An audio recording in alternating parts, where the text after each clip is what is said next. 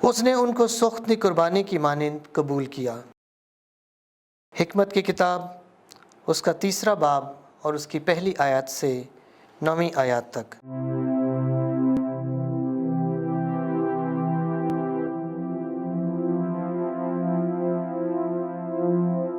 راستکاروں کی روحیں خدا کے ہاتھ میں ہیں اور عذاب ان کو نہ چھوئے گا۔ جاہلوں کی نگاہ میں وہ گویا مر گئے اور ان کا انتقال بدبختی سمجھا گیا، اور کہ ان کا ہم سے چلے جانا ہلاکت کی طرح تھا۔ لیکن وہ سلامتی میں ہیں، اور گو آدمیوں کے نزدیک انہوں نے دکھ اٹھایا، تو بھی بقا ان کی پوری امید تھی، اور تھوڑی سی تادیب کے بعد ان کو بڑا ثواب حاصل ہوگا، کیونکہ خدا نے انہیں آزمایا اور اپنے لائق پایا۔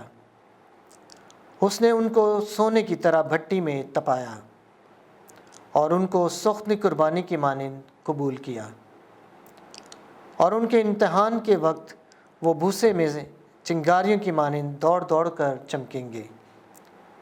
وہ قوموں کی عدالت کریں گے اور امتوں پر حکمراں ہوں گے، اور خداوند ابد تک ان پر مسلط ہوگا۔ جو اس پر توکل کرتے ہیں وہ اس کی وفا محسوس کریں گے، اور اس کے وفادار محبت میں اس کے ساتھ رہیں گے، کیونکہ فضل اور رحمت اس کے برگزیدوں کے واسطے ہے، اور وہ اپنے مقدسوں کی نگہبانی کرے گا۔ پاک کلام کے پڑھے اور سنے جانے پر خداوند کی برکت ہو، خداوند کا شکر ہو۔ جماعتی جواب: خداوند میرا چوپان ہے، مجھے کوئی کمی نہیں۔ خداوند میرا چوپان ہے، مجھے کوئی کمی نہیں۔ وہ مجھے ہری ہری چراگاہوں میں بٹھاتا ہے، وہ مجھے راحت کی ندیوں کے پاس لے جاتا ہے، وہ میری جان کو بحال کرتا ہے۔ جماعتی جواب: خداوند میرا چوپان ہے، مجھے کوئی کمی نہیں۔ وہ مجھے اپنے نام کی خاطر سیدھی راہوں پر لے چلتا ہے۔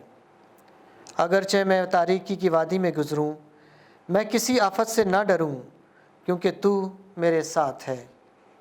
تیرا عصا اور تیری لاٹھی یہ میری تسلی کا باعث ہیں۔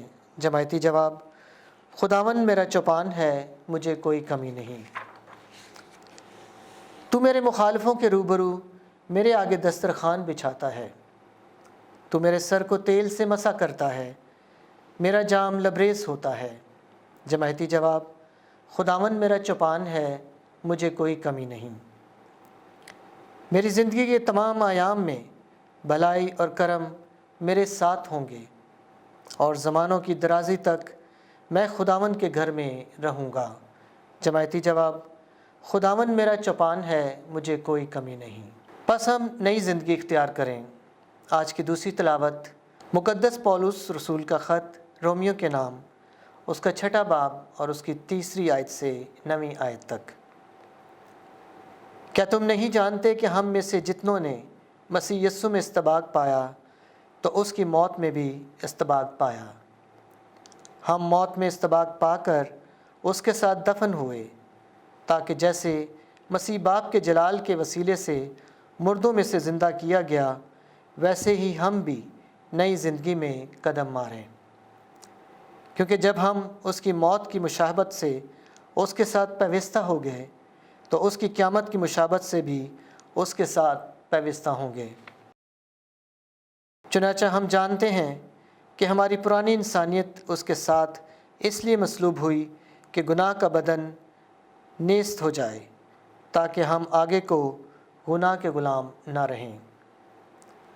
کیونکہ جو مر گیا ہے وہ گناہ سے بری کیا گیا ہے۔ پس اگر ہم مسیح کے ساتھ مر گئے ہیں تو ہمیں یقین ہے کہ ہم مسیح کے ساتھ زندہ بھی رہیں گے، یہ جانتے ہوئے کہ مسیح مردوں میں سے زندہ کیا جا کر پھر مرنے کا نہیں، اور نہ پھر موت کے زیر اختیار ہی ہونے کا ہے۔